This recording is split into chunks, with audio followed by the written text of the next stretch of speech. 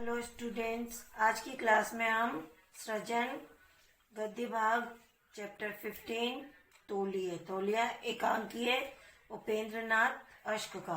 उपेंद्रनाथ अश्क एकांकीकार और इनकी एकांकीय तौलिया। जो अपन टॉवेल होता है, टॉवेल उसी को तौलिया कहते हैं। ये एक सफाई पसंद स्त्री के ऊपर आधारित है।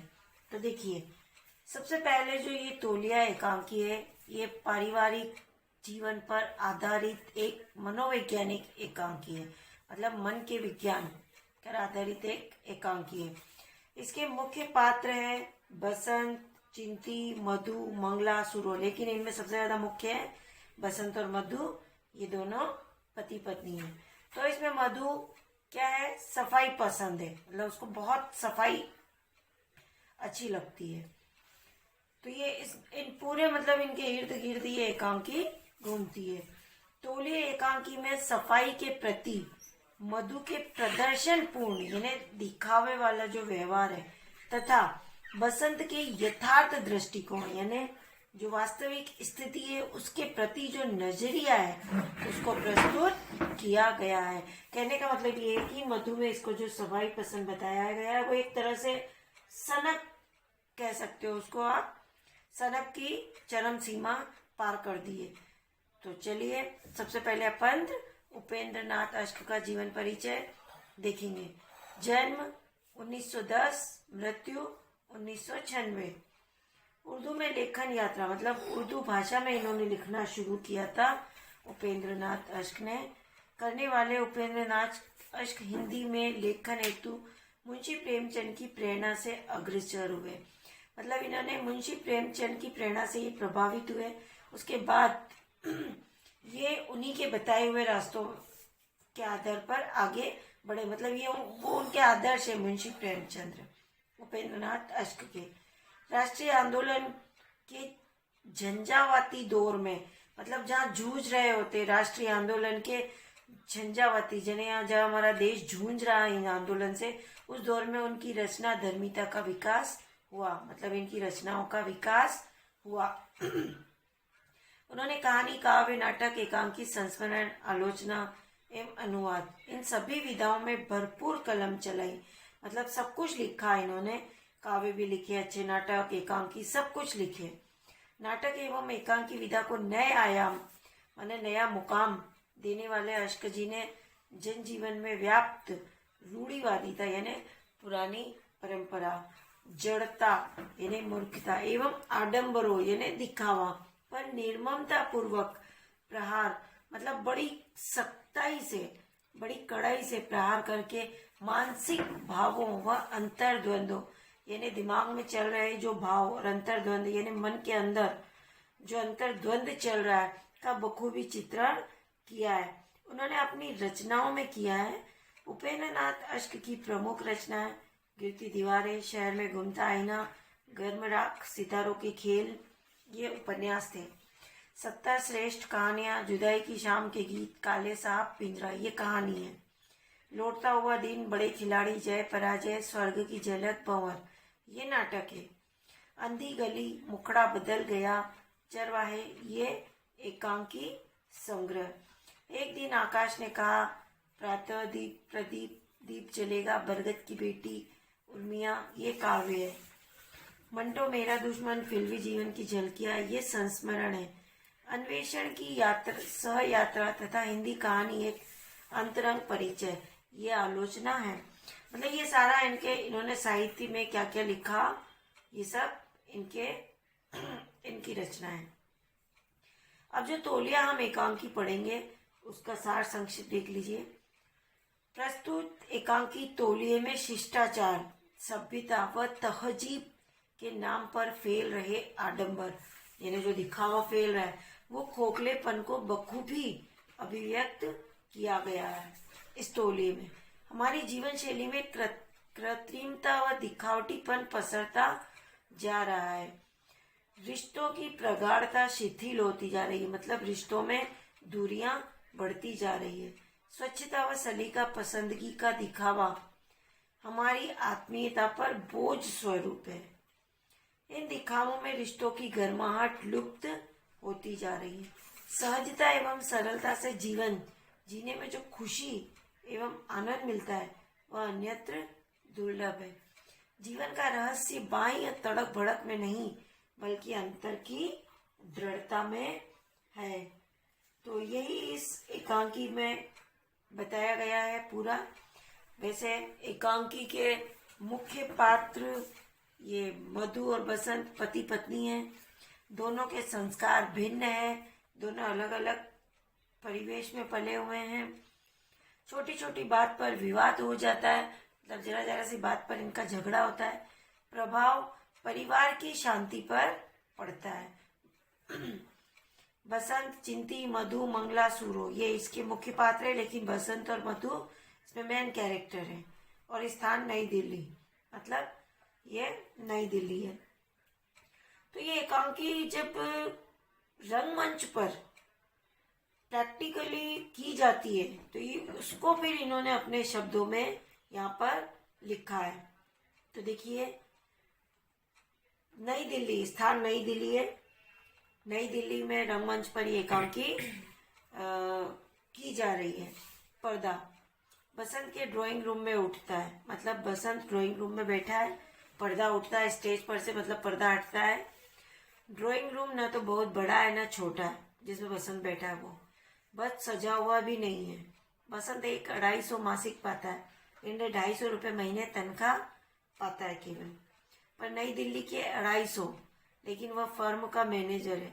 नई दिल्ली में 250 रुपये पद कम है, लेकिन वह एक बड़ी कंपनी में मैनेजर है। इसलिए टेलीफोन लगा है, इसलिए कमरा भी सजा है। बाई दीवार के साथ एक मेज लगी है, उस पर कागज पत्रों के अतिरिक्त टेलीफोन रखा हुआ है। मतलब ये कुल मिला के बसंत के ड्राइंग रूम का दृश्य है। कहने का मतलब वो एक सिर्फ मीडियम फैमिली से बिलोंग करता है। अभी तक हमने बसंत के कमरे का वो देखा रेखा चित्र। अब देखिए आगे, मेज के इधर एक दरवाजा है जो अंदर कमरे में जाता है, मतलब बसंत के घर की रूपरेखा बता रहे सारी। मेज के उस और कोने में एक अंगीठी है, किंतु आग शायद इसमें नहीं जलती क्योंकि अंगीठी का कपड़ा अत्यंत सुंदर है। उस पर सजावट की चीजें भी रखी हुई है, वैसी ही जैसी मध्यम वर्ग की घरों में होती है। मतलब अंगीठी जलाने का वो जो एक ताक जैसी बनी होती है उसको कपड़े से ढक रखा है, लेकिन वे बिखरी नहीं है और करीने से लगी हुई है। 2 पीतल के गुलदान दूसरी वस्तुओं के अतिरिक्त अंगीठी के दोनों कोनों पर रखे हुए हैं।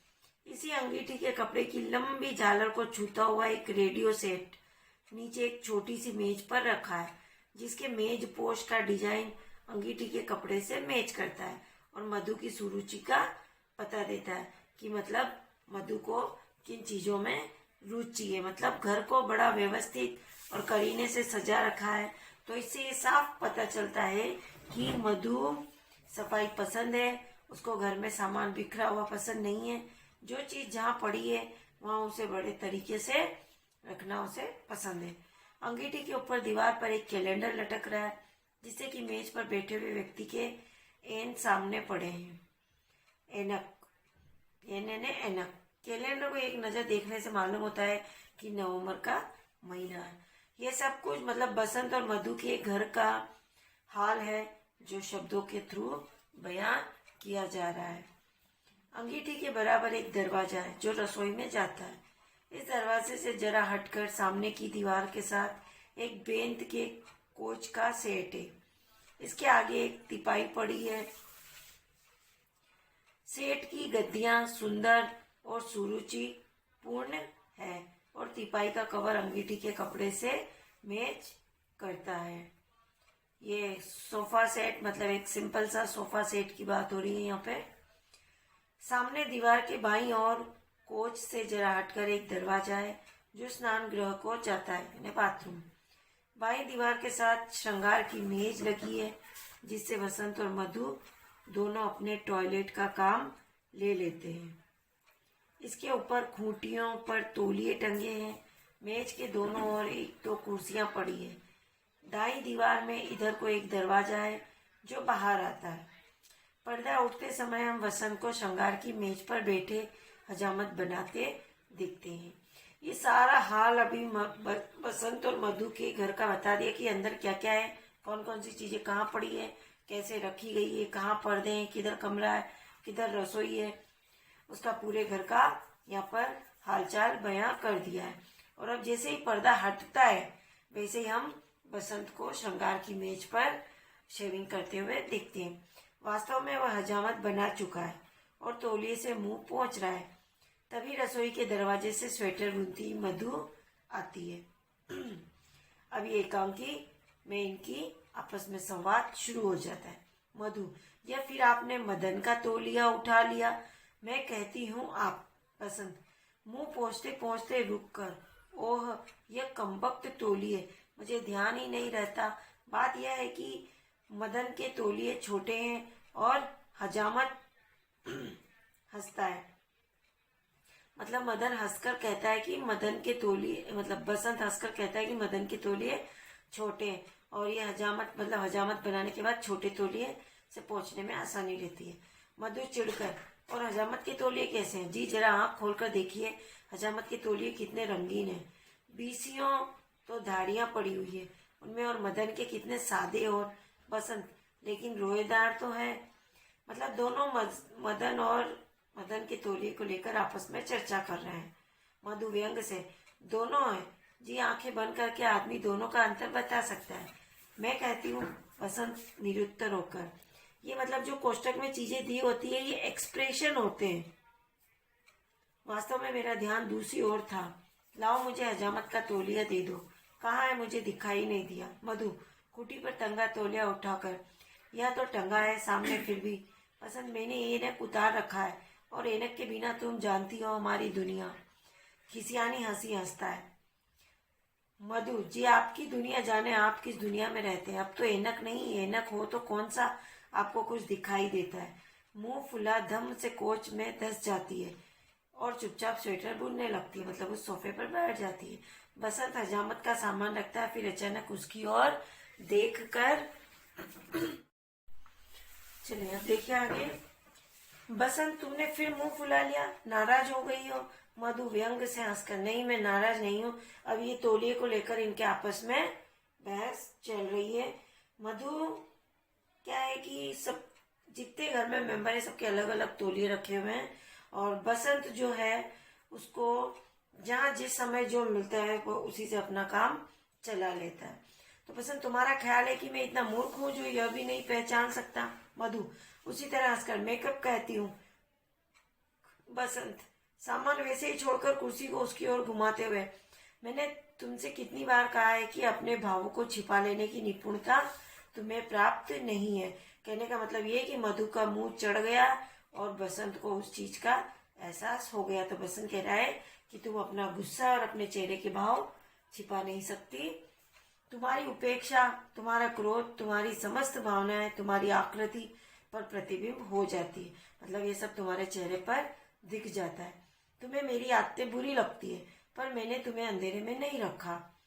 अपने संबंध में, अपने स्वभाव के संबंध में सब कुछ बता दिया था, मतलब शादी होने से पहले मैंने अपने सब पत्ते मधु मेज पर रख दिए थे।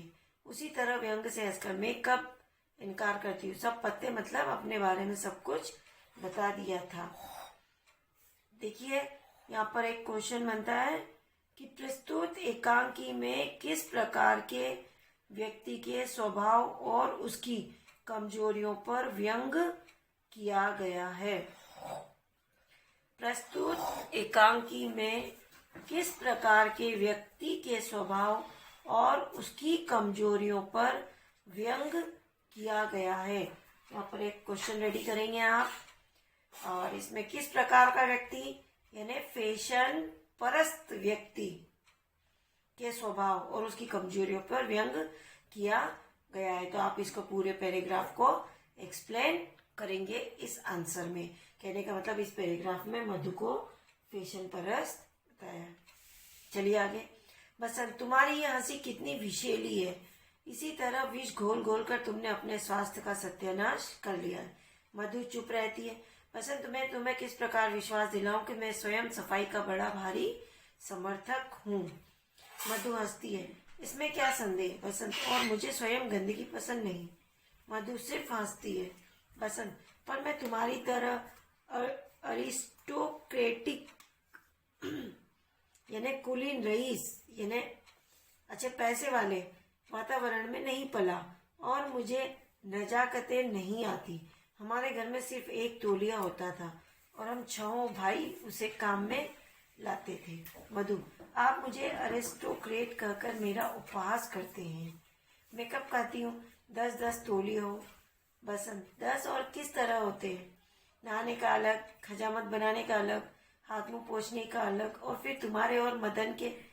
मधु, पहलू बदल कर, मतलब टॉपिक बदल कर। लेकिन मैं पूछती हूँ इसमें दोष क्या है? जब हम खरीद सकते हैं तो क्यों न 10-10 तौलिए रखें? कल परमात्मा न करे हम इस योग्य न रहें तो मैं आपको दिखा दूं कि किस तरह गरीबी में भी सफाई रखी जा सकती है।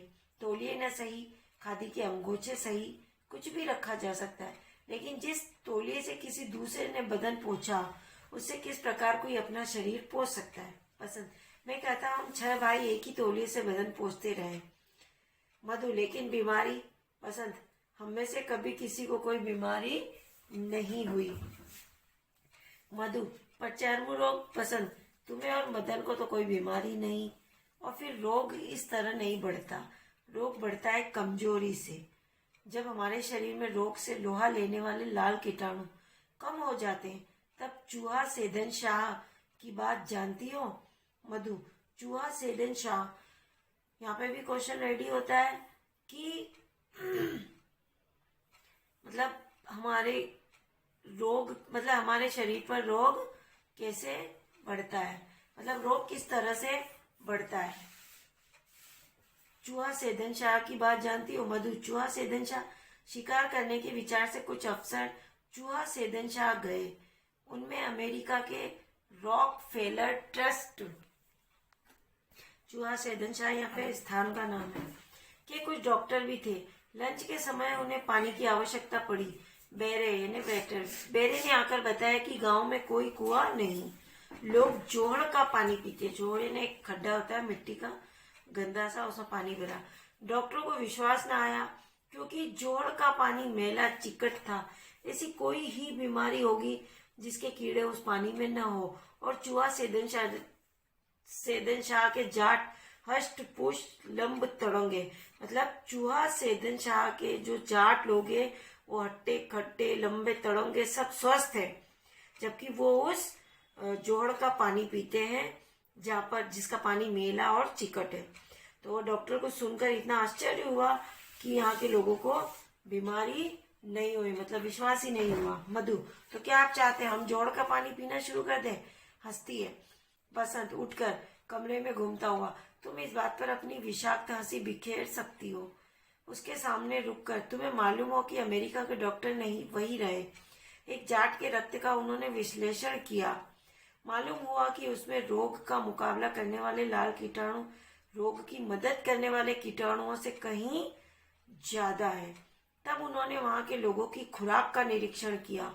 पता चला कि वे अधिकतर दही और लस्सी का प्रयोग करते हैं, और दही में बहुत सी बीमारियों के कीटाणुओं को मारने की शक्ति है। बीमारी का मुकाबला इन नजाकतों और नफासतों से नहीं होता, बल्कि शरीर में ऐसी शक्ति पैदा करने से होता है जो रोग के आक्रमण का प्रतिविरोध कर सके। मतलब यहाँ पे बसंत ये समझा रहा है कि शरीर को बीमारी से किस प्रकार बचाया जा सकता है। ये आपस में एक दूसरे का तौलिया यूज न करना, ये बार बार हाथ धोना, इन चीजों से नहीं, बल्कि मतलब पौष्टिक आहार लेने और समय पर खाना खाने, इन चीजों से आपका शरीर बच सकता है बीमारियों से। यहाँ पर क्वेश्चन लिखिए, बसंत मधु को किसका उदाहरण देकर स्वस्थ शरीर संबंधी अपनी बात का समर्थन करता है? फिर से देख लीजिए क्वेश्चन, बसंत मधु को किसका उदाहरण देकर स्वस्थ शरीर संबंधी अपनी बात का समर्थन करता है? चलिए अब आगे। मधु, मैंने चूहा सेदन शाह की बात सुन ली।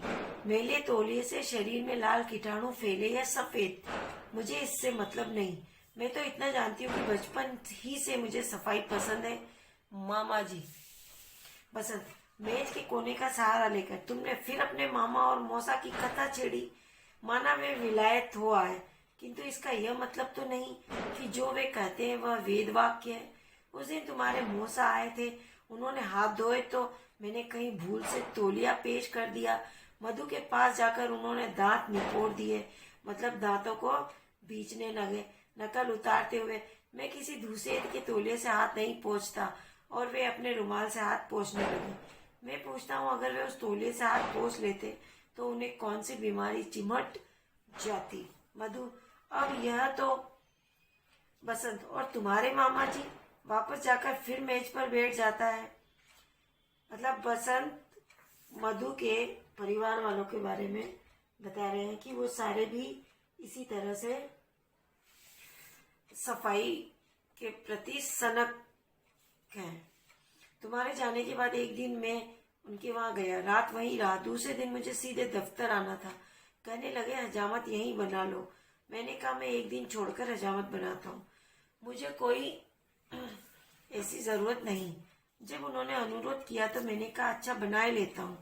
तब वे एक निकृष्ट सा रेजर यानी बेकार सा रेजर ले आए और कहने लगे नकल उतारते हुए, मैं अपने रेजर से किसी दूसरे को हजामत नहीं बनाने देता, इसलिए मैंने मेहमानों के लिए दूसरा रेजर रखा छोड़ा। क्रोध के मारे मेरा रक्त खोल उठा। अपने आप को रोककर मैंने केवल इतना कहा, रहने दीजिए, मैं घर जाकर शेव कर लूंगा। मधु, मामा जी। बसंत अपनी बात जारी रखते हुए, इस पर शायद उन्हें महसूस हुआ कि मुझे उनकी बात बुरी लगी और उन्होंने मुझे अपने ही रेजर से हजामत बनाने पर विवश कर दिया। किंतु मेरे हजामत बनाने के बाद मेरे ही सामने ब्लेड उन्होंने लॉन में फेंक दिया और नौकर से कहा कि रेजर को स्टेरिलाइज कर लाए, मतलब रोगाणु मुक्त। नकल उतारते हुए, मामा जी। मधु, मैं कहती हूँ आप उनके स्वभाव से परिचित नहीं, आपको बुरा लगा। स्वच्छता की भावना भी काव्य और कला की ही भांति है। यहाँ पर क्वेश्चन लिखिए, मधु को एक ही तौलिए के प्रयोग से किस बात का भय सताता रहता है। क्वेश्चन वापस रिपीट कर रही हूँ, मधु को एक ही तौलिए के प्रयोग से किस बात का भय सताता रहता है। आप इसके आंसर में लिखेंगे गंदगी फैलने का भय सताता रहता है। ये जो मैं बीच बीच में क्वेश्चन बता रही हूँ आप इनको पूरा एक्सप्लेन करेंगे। मैं तो सिर्फ क्लू वर्ड दे रही हूँ कि भाई गंदगी फैलने का भय या आदि इस प्रकार से, तो आप इसको पूरा एक्सप्लेन आप करेंगे। आवेग में उसके पास आकर, बसंत, क्यों काव्य और कला को अपनी इस घृणा में घसीटती हो? तुम सरे ऐसे वातावरण में पले हुए सब लोगों की नफासत यानी श्रेष्ठ में नफरत की भावना काम करती है। शरीर से, गंदगी से, जीवन से नफरत की। मधु चुप रहती है। एक क्वेश्चन और लिखिए एक्स्ट्रा। बसंत सफाई की सनक के बारे में क्या कहता है? बसंत सफाई की सनक के बारे में क्या कहता है? तो आप इसमें एक्सप्लेन करेंगे कि रईसी वातावरण में जन्म लेने का परिणाम है सफाई की सनक। इस चीज को एक्सप्लेन करेंगे इसमें। चलिए, बसंत, और मुझे जीवन से घृणा नहीं, मुझे शरीर से भी घृणा नहीं, और मैं सच कहूं तो मुझे गंदगी से भी घृणा नहीं। मधु हंसती है तो फिर कूड़ों के ढेर पर बैठी है। बसंत फिर कुर्सी पर जा बैठता है और कुर्सी को और समीप ले आता है। इन दोनों के बीच में सिर्फ एक तौलिए को लेकर ही सफाई के बारे में बात चल रही है। मुझे गंदगी से घृणा नहीं किंतु मैं गंदगी पसंद नहीं करता। बड़ा नाजुक सा फर्क है। यदि हमें जीवन का सामना करना है तो रोज गंदगी से दो चार होना पड़ेगा। इस बात को अंडरलाइन करिए कि मुझे गंदगी से घृणा नहीं किंतु मैं गंदगी पसंद नहीं करता। बड़ा नाजुक सा फर्क है। यदि हमें जीवन का सामना करना है तो रोज गंदगी से दो चार होना पड़ेगा, मतलब रूबरू होना पड़ेगा। फिर इससे घृणा कैसे? जिन गरीबों को तुम अपने बरामदे के फर्श पर भी पांव न रखने दो, मैं उनके पास घंटों बैठ सकता हूँ। मधु हंसती है। बसंत और मैंने ऐसे गंदे इलाकों में जीवन के निरंतर कई वर्ष बिताए हैं, जहाँ तुम्हारी स्वच्छता की सनक तुम्हें गुजरने तक न दे, समझी? मधु वहीं बैठे और वहीं स्वेटर बुनते हुए। पर अब तो आप विपन्न नहीं हैं, मतलब आप संपन्न हो गए हैं। अब आप गरीबी में नहीं जी रहे हैं। विपन्न का विलोम होता है संपन्न। अब तो आप गंदे इलाकों में नहीं रहते। विपन्नता की विवशता को मैं समझ सकती हूँ, किंतु गंदेपन का स्वभाव मेरी समझ से दूर की वस्तु है। बसंत, तो तुम्हारे विचार से मैं स्वभाव से गंदा हूँ? मधु उसी विशेली हंसी के साथ, मैं कब कहती हूँ? बसंत खड़ा हो जाता है। ऐसे दिन मुझ पर आए हैं जब एक बनियान पहने मुझे कई दिन गुजर जाते थे, उसे धोने तक का अवकाश न मिलता था, और अब मैं दिन में 2 बार बनियान बदल लेता हूँ। अगर ये गंदेपन की आदत है तो? मधु उसी हंसी के साथ, मैं कब कहती हूँ? बसंत स्वच्छता बुरी नहीं, पर तुम तो चलिए। बसंत स्वच्छता बुरी नहीं, पर तुम तो हर चीज को सनक की हद तक पहुंचा देती हो, और सनक से मुझे चिढ़ है। फिर कमरे में घूमने लगता है। बनियानों और तौलियों की केद मैंने मान ली, किंतु यदि मैं गलती से बनियान न बदल पाऊं या गलत तौलिए ले लूं, तो इसका यह मतलब तो नहीं कि मैं स्वभाव से गंदा हूं, और जो मेरे इस स्वभाव पर तुम्हें मुंह फुलाकर बैठ जाना या अपनी विशेली हंसी बिखेरना चाहिए। मधु चुप रहती है। बसंत रेडियो के पास है। तुमने अपने आप को इन मिथ्या यानी बेकार के बंधनों में इतना जकड़ लिया है कि मेरा जरा सा खुलापन भी तुम्हें अकड़ता है। अपने सिद्धांतों को तुमने सनक की हद तक पहुंचा दिया है। उशी और निम्मो, यहाँ पर एक क्वेश्चन रेडी होता है कि बसंत के स्वभाव के बारे में स्पष्ट कीजिए। बसंत के स्वभाव के बारे में स्पष्ट कीजिए। तो इसका लिखेंगे आप कि वो सरल स्वभाव है, प्रदर्शन प्रिय नहीं है, सफाई को अच्छा परंतु सफाई की सनक को बुरा समझता है। ये बसंत के बारे में है। आप इन पॉइंटों को एक्सप्लेन करेंगे। मधु बुनना छोड़ देती है। आपने फिर उशी और निम्मो की बात चलाई। उशी और निम्मो। बसंत हंसते हुए, कल मिल गई बाजार में। मैंने पूछा निम्मो आई नहीं तुम इतने दिनों से? कहने लगी हमको चच्ची से डर लगता है, मतलब चाची से। मधु उसी विशेली हंसी के साथ, मैं उन्हें खा जो जाती हूँ। बसंत तिपाई के पास से, खाओगी तो तुम क्या, पर वे बच्चियां हैं। मधु बच्चियां? व्यंग से हंसती हुई। बसंत उनके व्यंग को सुना अनसुना करके तीपाई पर बैठते हुए, हंसना उनका स्वभाव है। वे हंसेगी तो बेबात की बात पर हंसेगी, और तुम्हारा एटिकेट बस दबे दबे घुटे घुटे फिरो। बेजारी से सिर हिलाकर उठता है। जो आदमी जी भर खा पी नहीं सकता, हंस हंसा नहीं सकता, वह जीवन में कर ही क्या सकता है? चिंता और आपत्तियों के बंध नहीं क्या कम है जो जीवन को शिष्टाचार की बेड़ियों से जकड़ दिया जाए? यह न करो, वह न करो, ऐसे न बोलो, वैसे न बोलो, इन आदेशों का कहीं अंत भी है? मधु चुप रहती है। यहाँ पर एक क्वेश्चन बनता है कि बसंत कैसा जीवन जीने का पक्षधर है? बसंत मुक्त जीवन जीने का पक्षधर है, और वह रोक टोक को जीवन का आनंद छीनने वाला मानता है। मतलब बसंत कि भाई जो रोक टोक होती है उसको जीवन का आनंद छीनने वाला मानता है। चलिए आगे। बसंत और फिर तुम्हारे शिष्टाचार में वह स्निग्धता कहाँ है? तुम्हारे आने से पहले मैं देव और नारायण एक ही लिहाफ में बैठ जाते थे। स्निग्धता यानी करीबीपन।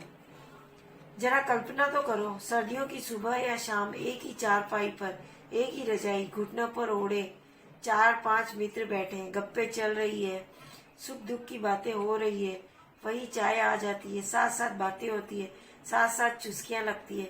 इस कल्पना में कितना आनंद है, कितनी स्निग्धता है। अब मित्र आते हैं, अलग अलग कुर्सियों पर बैठ जाते हैं, एक दूसरे पर बोझ मालूम होता है। चिड़िया तक तो फटकने नहीं देती तुम बिस्तर के पास। मैं तो इस तकल्लुफ में घुट जाता हूँ, जाकर कुर्सी पर बैठ जाता है और हजामत का सामान ठीक से रखने लगता है। मधु मैं तकल्लुक स्वयं पसंद नहीं करती, पर जब दूसरों को सफाई का कुछ भी ख्याल न हो तो विवश हो इससे काम लेना पड़ता है। आप ही बताइए कितने लोग हैं जिन्हें सफाई की आदत है, कितने हैं जो हमारी तरह पांव धोकर रजाई में बैठते हैं। बसंत, वहीं से पांव धोने की मुसीबत रजाई में बैठने का लुत्फ ही किरकिरा कर देती है। मधु, कुत्ता भी बैठता है तो धूम हिलाकर बैठता है। मनुष्य स्वभाव से ही स्वच्छता का प्रेमी है। मैं गंदे लोगों से घृणा करती हूँ। फिर स्वेटर बुनने लगती है। बसंत, मुड़कर, घृणा? यही तो मैं कहता हूँ, तुम्हें मुझसे घृणा है, मेरे स्वभाव से घृणा है। तुम्हारा वातावरण मेरे वातावरण से घृणा करता है। मधु, उसी विशेली हंसी के साथ, यह आप कह सकते हैं। बसंत, तुम्हें मेरी हर एक बात से घृणा है, मेरे खाने पीने से, उठने बैठने से, हंसने बोलने से। मैं जब हंसता हूँ सीना फुलाकर हंसता हूँ, और इसीलिए ऊशी और निम्मो। मधु स्वेटर को फेंक कर, आपने फिर ऊशी और निम्मो की कथा छेड़ी। मुझे हंसना बुरा नहीं लगता, पर समय कुसमय का भी ध्यान होना चाहिए। उस दिन पार्टी में आते ही ऊशी ने मेरे कान पर चुटकी ले ली और निम्मो ने मेरी आंखें बंद कर ली। कोई समय था उस तरह हंसी मजाक का। मुझे हंसी मजाक से घृणा नहीं, अशिष्टता से घृणा है। बसंत, ऊशी? मधु, परले सिरे की अशिष्ट और असभ्य लड़की है। मदन की वर्षगांठ के दिन वे सब आए थे। निम्मो इतनी चंचल लड़की है कि, पर वह तो बैठ गई एक और यह नवाबजादी सैंडल समेत आ बैठी और मेरे सामने टांगे पसारे और उसके गंदे सैंडल मेरी साड़ी के बिल्कुल समीप आ गए। आप इस अशिष्टता को शौक से पसंद करें, मैं तो इसे कदापि पसंद नहीं कर सकती। जिसे बैठने उठने बोलने का सलीका नहीं वो मनुष्य क्या पशु है। बसंत, गरज कर, मतलब चिल्लाकर, पशु? तो तुम मुझे पशु समझती हो? तुम मनुष्य की प्राकृतिक भावनाओं को बांध कर रखना चाहती हो कठिन सिद्धांतों की बेड़ियों में, ताकि उसकी रूह ही मर जाए। मुझे ये सब पसंद नहीं, और इसलिए तुम मुझसे घृणा करती हो। तुम्हारी इस विषाक्त हंसी में मैं जानता हूँ कितनी घृणा छिपी है, और मुझे डर है कि किसी दिन मैं सचमुच पशु न बन जाऊं। अभी मेरा जी चाहा था कि इस जलील से तौलिए को उठाकर बाहर फेंक दूं, और मेरा जी चाहा करता है कि मैं तुम्हारी इस हंसी का गला घोट दूं। घृणा, तुम मेरी हर बात से घृणा करती हो, मुझे पशु समझती हो। मधु स्वेटर उठाते हुए भरे गले से, मतलब दोनों के बीच लड़ाई हो रही है। आप नाहक हर बात को अपनी ओर ले जाते हैं। अपनी कल्पना से मेरे दिल में वे बातें देखते हैं जो मैं स्वप्न में भी नहीं सोचती। मुझे आपसे घृणा है या नहीं, मैं इसे मैं नहीं जानती हूँ, पर आपको मुझसे जरूर घृणा है। आपने मुझसे शादी कर ली, मैं जानती हूँ। क्यों कर ली यह भी जानती हूँ, लेकिन विवाह के लिए आपका तैयार हो जाना यह नहीं बताता कि आपको मुझसे नफरत नहीं है। इसका क्रोध चाहे आप मेरी सफाई पर निकालें, चाहे मेरी पोशाक या मेरे स्वभाव पर। बसंत, तुम? मेरा ख्याल था मैं आपको सुख पहुंचा सकूंगी, आपके अव्यवस्थित जीवन को व्यवस्था सिखा दूंगी, किंतु मैं देखती हूँ कि मेरे समस्त प्रयास विफल है। आपको इस गंदगी, इस अव्यवस्था में सुख मिलता है। आपको मेरी व्यवस्था, मेरी सफाई बुरी लगती है। मैं आपकी दुनिया में न रहूंगी, मैं आज ही चली जाऊंगी। उठ खड़ी होती है, टेलीफोन की घंटी बजती है। बसंत जल्दी से जाकर चोंगा उठाता है। बसंत, हेलो हेलो जी। मधु नौकरानी को आवाज देते हुए, मंगला स्नान गृह की ओर के दरवाजे से आती है। जी बीबी जी, मेरा बिस्तर तैयार कर और मेरा ट्रंक इस कमरे में ले आ। मंगला, बीबी जी आप? मधु, मैं जो कहती हूँ उठा ला। मंगला चली जाती है।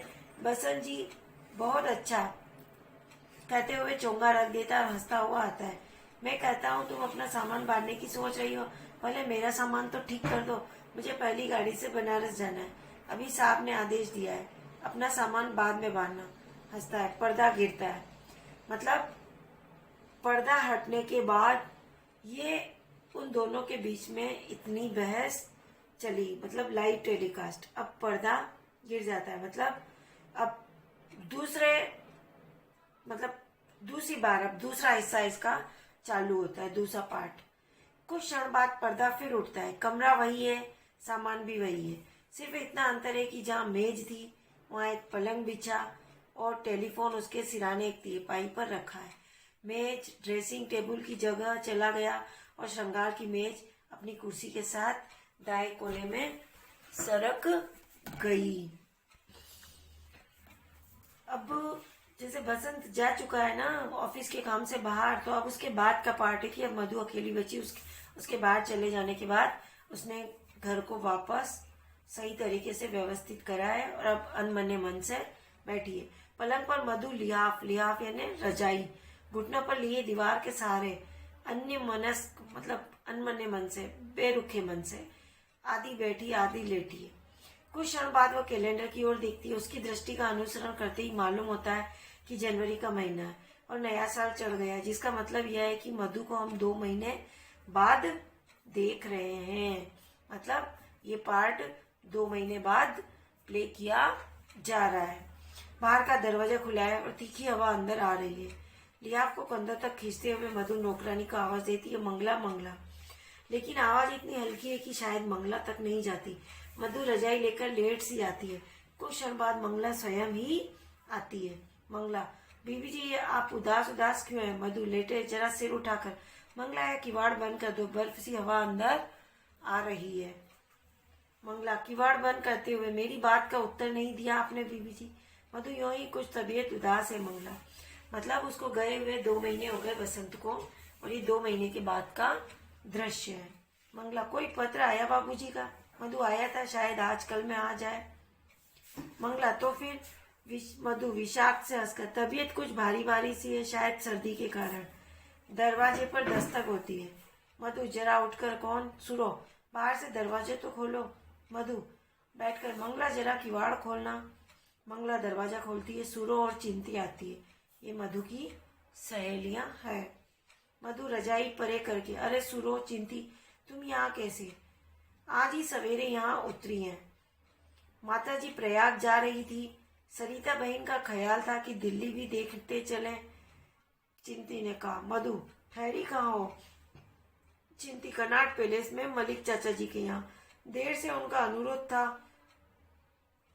कि दिल्ली आए तो हमारे यहाँ जरूर आना, और मुझे पत्र तक नहीं लिखा। इतने दिनों से मैं कह रही थी कि दिल्ली आओ तो सबसे पहले तुम्ही से मिलने आई। माता जी कहती थी कुतुब मीनार। चिंती, मैंने कहा कुतुब मीनार एक तरफ और मधु बहन एक तरफ। मधु कहा लगाती है, सुरो, और फिर 2 घंटे से मारी मारी फिर रही तुम्हारी तलाश में। मधु, लेकिन पता तो मेरा। चिंती, सुरो बहन भूल गई, इन्होंने तांगे वाले को भैरव मंदिर चलने के लिए कह दिया। मधु आश्चर्य से, भैरव के मंदिर? मतलब सुरो और चिंती आती है तो सुरो और चिंती के बीच में और मधु के बीच में बात होती है कि वे दिल्ली कैसे आई, कहाँ आई, किसके यहाँ रुकी हुई है, और मतलब वो कहाँ बैठी, क्या देखना चाह रही थी, वो मतलब आपस में बातचीत कर रही